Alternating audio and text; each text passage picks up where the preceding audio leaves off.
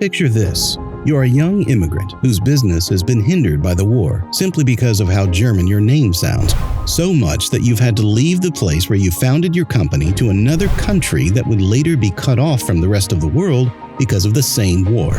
Yet, you offer your futuristic masterpieces to soldiers who put you in this precarious situation in the first place on a pay-later basis, risking it all just to prove your solidarity and faith in the Allied forces. This is the fascinating story about Rolex during World War II and the reasons that prompted such a promising entrepreneur to take such a gamble. Hans Wilsdorf, the brains behind Rolex. The story of Rolex begins when a 23-year-old Hans Otto Wilhelm Wilsdorf moved from his native Germany to England and later founded Wilsdorf and Davis with his brother-in-law and Englishman Alfred in the year 1904. The Wilsdorf and Davis Watchmakers Company was founded a year later, and they had a good run before tragedy struck, a war that would see Wilsdorf lose everything and restart at ground zero. World War I came, and Wilsdorf had to relocate his business to Geneva due to the subsequent hostility given to anyone with a Bavarian accent. You see, Switzerland chose to remain neutral to all sides of the war, withholding open support for any warring sides. When he got to Geneva, he also had to change his company name to Rolex Watch Company Ltd. to give himself a better commercial chance in the new terrains. The company would spend its interwar years crafting and perfecting its chronographs. This earned them a huge market share, thanks to their patented waterproof oyster case and the world's first self-winding perpetual movement watches. World War II, the stranded nation.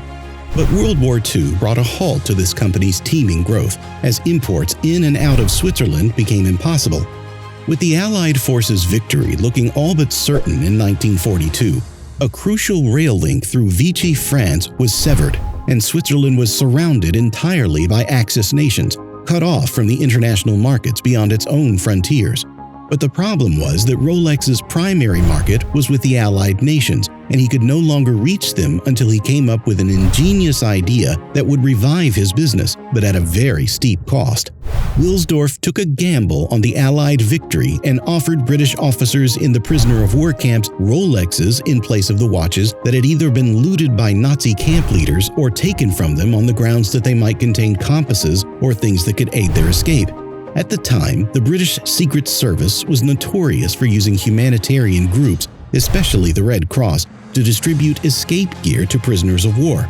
In fact, there was a time when they had silk maps sewn into Monopoly game boards, which the Germans later discovered, of course. Wilsdorf's offer was too good to be turned down by the British POWs, as he offered timepieces better than what they had previously had. The best part, they wouldn't have to pay for the watches until the war ended. Officers could request any watch of their choice, riding through the Red Cross, which was also based in Geneva. Their preferred model would be returned with a note reassuring the recipient not to even think of settlement during the war. These notes were believed to be handwritten by Wilsdorf himself. Rolex's role in the Great Escape. A lot of the Royal Air Force pilots no longer wanted their standard issue watches, so they went for the more reliable, durable, and accurate Rolex models. In contrast, others saw it as an irresistible upgrade. Not only did this act raise the morale in the camps, but it also provided timepieces that would be handy for escape. The most notable escape was the Great Escape, an audacious breakout from the Stalag Luft III. The escape was the inspiration for Steve McQueen's film The Great Escape. The Rolex Oyster chronograph, worn by Flight Lieutenant Gerald Imsen, a man who was one of those who sprinkled soil dug from the tunnel onto the ground through the holes made in his pocket, as portrayed in the movie, fetched over £30,000 when it was sold at the Bourne End auction rooms, Buckinghamshire. Although Imsen didn't make it out with the 76 that escaped, he went on to wear his chronograph throughout the grueling forced marches through Germany in the winter of 1945. He also had to witness the execution of those caught. Ultimately, he survived the war and honored his debt to Rolex in 1947, which cost him approximately £15. As it would turn out, Imsen wasn't the only escapee that took up Rolex's offer. A man named Clive James Nutting, a corporal in the Royal Corps of Signals, ordered the same model as Imsen's, and he intended to pay with money he saved working as a shoemaker at the camp. While Nutting wasn't a commissioned officer, Wilsdorf made an exception because he admired his desire to opt for the more pricey Oyster chronograph in place of the modestly priced Rolex Speed King model. However, judging by the order of events, it was speculated that Nutting and Imsen had planned to purchase the same Rolex model to synchronize their movements. Nutting was believed to have used his watch to time the prison guards' patrols and the 76 soldiers who fled through Tunnel Harry on March 24, 1944. Post-war payback. Wilsdorf's simple yet genius idea was widely accepted, with over 3,000 pieces being ordered by the British officers in the O-Flag 7B POW camp alone. But was this simply an act of benevolence, a pure show of faith in the Allied forces, or was it a well-thought-out publicity stunt? When it comes to the latter, Wilsdorf had demonstrated adeptness.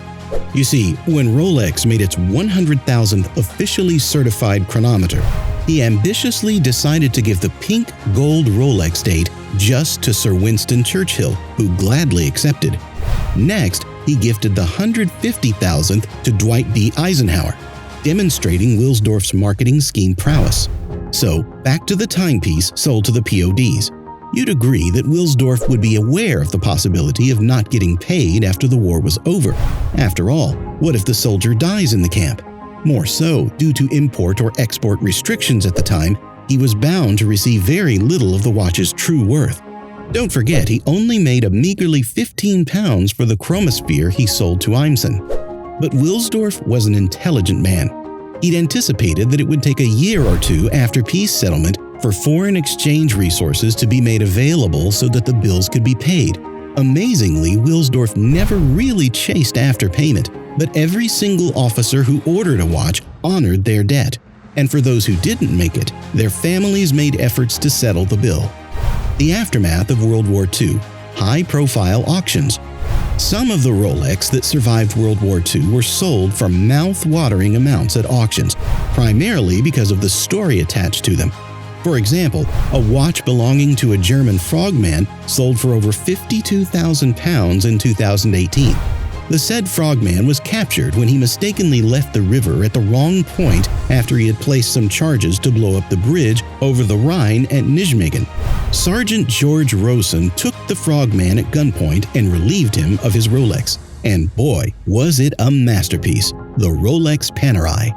The Rolex Panerai retrieved was the only one left of the Rolex 17 Panerai 3646 watches produced between 1941 and 1943.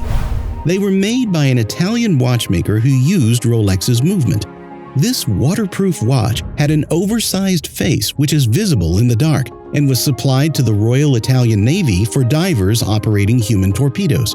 The German diver, captured by the Rhine River in 1944, must have gotten the timepiece when the Italians gifted their watches to their German counterparts.